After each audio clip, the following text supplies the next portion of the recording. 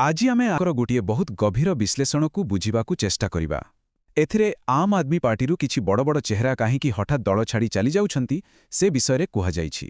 ତେବେ ଚାଲନ୍ତୁ ଏହି ରାଜନୈତିକ ଘଟଣାକ୍ରମ ପଛରେ ଥିବା କାରଣଗୁଡ଼ିକୁ ଆହୁରି ପାଖରୁ ଦେଖିବା।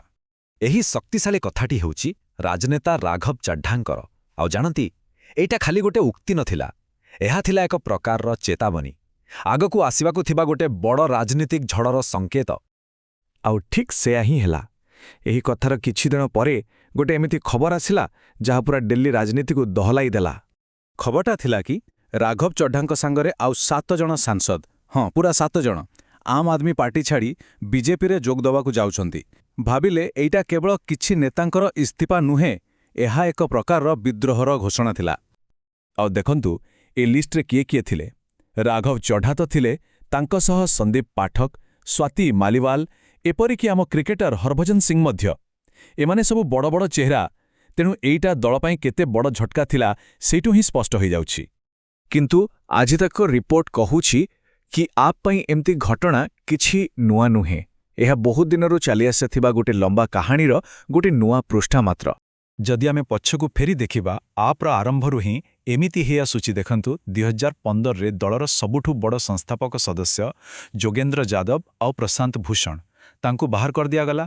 ତାପରେ କୁମାର ବିଶ୍ୱାସଙ୍କୁ ଧୀରେ ଧୀରେ କୋଣ୍ଠେସା କରାଗଲା। ଆଉ ଏବେ ନିକଟରେ ସ୍ୱାତି ମାଲିୱାଲ ବି ଦଳ ଛାଡ଼ିଲେ। ଆଉ ଏବେ ଏହି ସାମୂହିକ ଇସ୍ତିଫା, ଏସବୁ ଗୋଟିଏ ଢାଞ୍ଚାର ଅଂଶ ଭଳି ଲାଗୁଛି, ନୁହେଁ କି? ଏ ବିଷୟରେ ଗୋଟେ ପୁରୁଣା କଥା ମନେ ପଡ଼େ।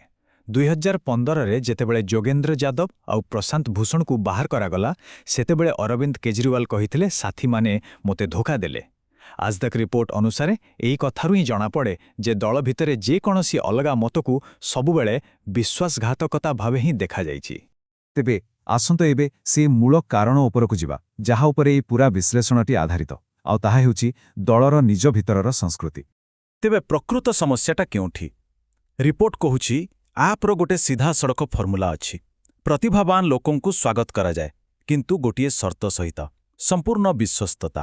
ମାନେ କୌଣସି ପ୍ରଶ୍ନ ନାହିଁ, କୌଣସି କିନ୍ତୁ ନାହିଁ, ଆଉ ଏହି ସର୍ତ୍ତରେ କୌଣସି ବୁଝାମଣା ଚଳିବନି। ଏଥିପାଇଁ ରିପୋର୍ଟରେ ଗୋଟେ ଶବ୍ଦ ବ୍ୟବହାର କରାଯାଇଛି, ସମର୍ପଣ।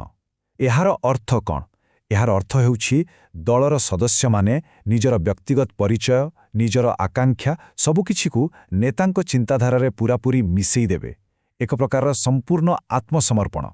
କିନ୍ତୁ ସବୁବେଳେ ଗୋଟେ କିନ୍ତୁ ଥାଏ, ନୁହେଁ କି? ଯେତେବେଳେ କୌଣସି ନେତାର ନିଜର ଆକାଂକ୍ଷା ଏହି ସମର୍ପଣର ସୀମା ଟପିଯାଏ, ସେତେବେଳେ କ'ଣ ହୁଏ? ଆଉ ଏଇଠି ରିପୋର୍ଟ ଗୋଟେ 4ଟି ପର୍ଯ୍ୟାୟର ଢାଞ୍ଚାକୁ ଦେଖାଉଛି। ପ୍ରଥମେ ଜଣେ ପ୍ରତିଭାବାନ ନେତା ଦଳରେ ବହୁତ ଶୀଘ୍ର ଉପରକୁ ଉଠନ୍ତି। ଦ୍ୱିତୀୟରେ ଲୋକଙ୍କ ଭିତରେ ବେଶ୍ ଲୋକପ୍ରିୟ ହୋଇଯାନ୍ତି। କିନ୍ତୁ ତାପରେ ତୃତୀୟ ପର୍ଯ୍ୟାୟରେ ତାଙ୍କର ବ୍ୟକ୍ତିଗତ ମହତ୍ୱାକାଂକ୍ଷା ଦଳର ନେତୃତ୍ୱ ସହ ମୁହାଁମୁହିଁ ହୁଏ। ଆଉ ଚତୁର୍ଥ ମାନେ ଶେଷ ପର୍ଯ୍ୟାୟରେ ତାଙ୍କୁ କୋଣ୍ଠଦେଶା କରିଦିଆଯାଏ, ନଚେତ୍ ସେ ଦଳ ଛାଡ଼ିବାକୁ ବାଧ୍ୟ ହୁଅନ୍ତି। ତେବେ ଏହି ଢାଞ୍ଚାର ପରିଣାମ କ'ଣ ହୋଇପାରେ? ଦୀର୍ଘ ସମୟ ପାଇଁ ଏହାର ପ୍ରଭାବ କ'ଣ ପଡ଼ିବ? ଚାଲନ୍ତୁ ଦେଖିବା ରିପୋର୍ଟ ଶେଷରେ କ'ଣ କହୁଛି। ଆଜି ତକର ଏହି ବିଶ୍ଳେଷଣ ଗୋଟେ ବହୁତ ମାର୍ମିକ ଧାଡ଼ି ସହିତ ଶେଷ ହେଉଛି।